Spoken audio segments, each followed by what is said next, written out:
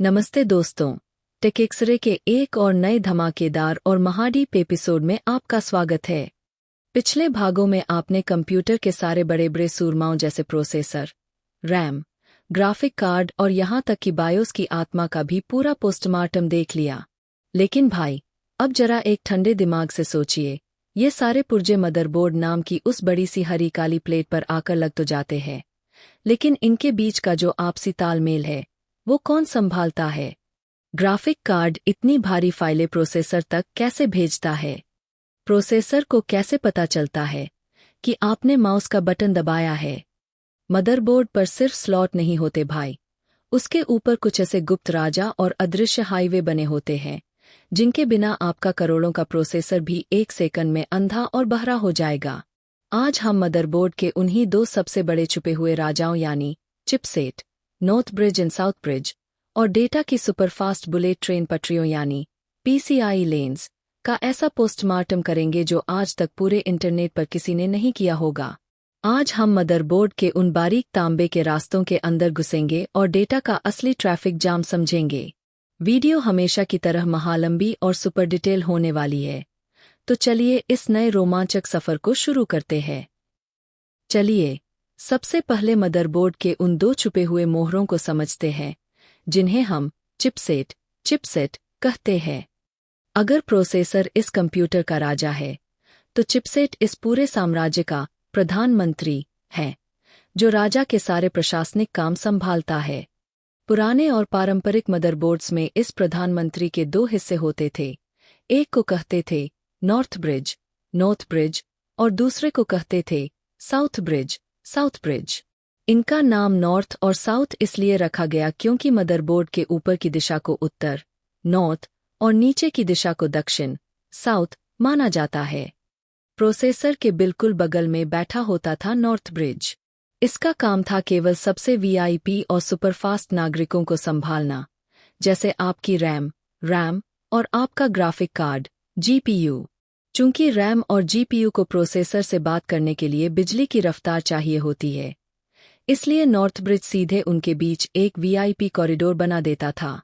लेकिन आज के आधुनिक कंप्यूटरों में यह नॉर्थ ब्रिज इतना एडवांस हो चुका है कि इसे प्रोसेसर के अंदर ही फिट कर दिया गया है, जिसे हम सिस्टम एजेंट कहते हैं।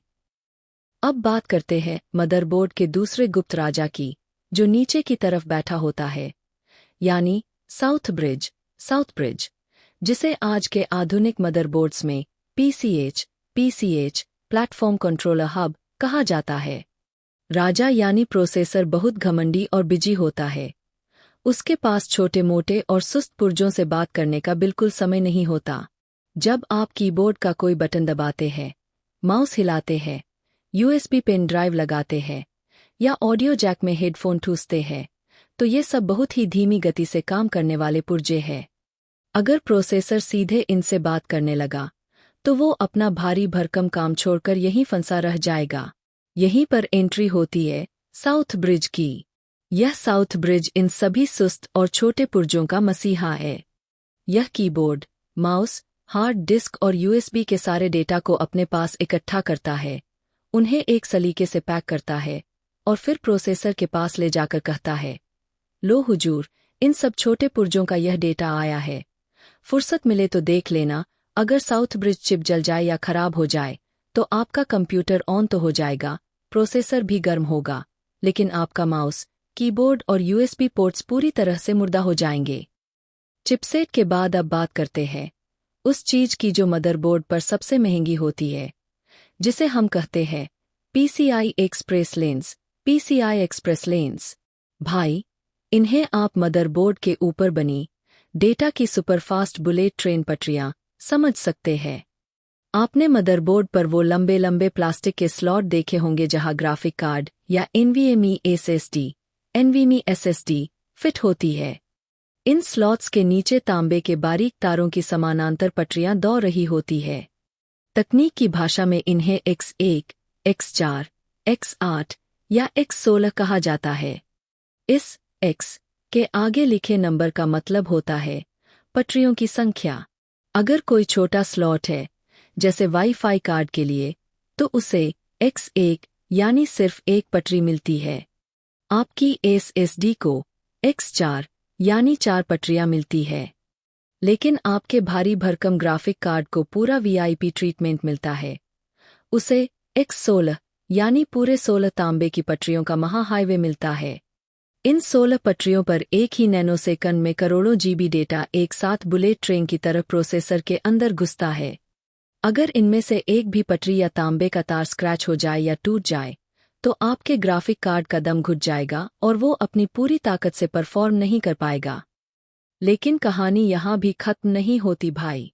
इन पटरियों की संख्या के अलावा एक और बहुत बड़ा खेल होता है, जिसे हम PCIe जनरेशंस कहते हैं।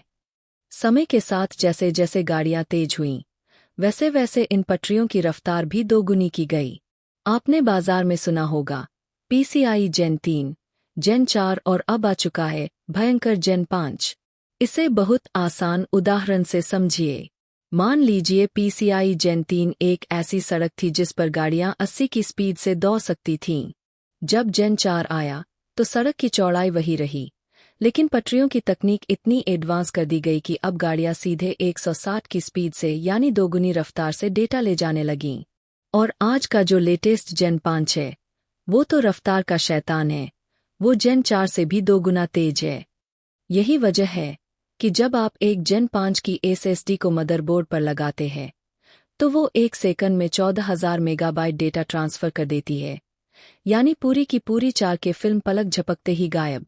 लेकिन याद रखना भाई, अगर आपका प्रोसेसर सिर्फ Gen 3 सपोर्ट करता है और आप उसमें महंगी Gen 5 की SSD लगा दोगे, तो वो पटरी अपनी पुरानी सुस्त रफ्तार पर ही चलेगी, जिसे टेक की भाषा में बॉटलनेक कहते हैं।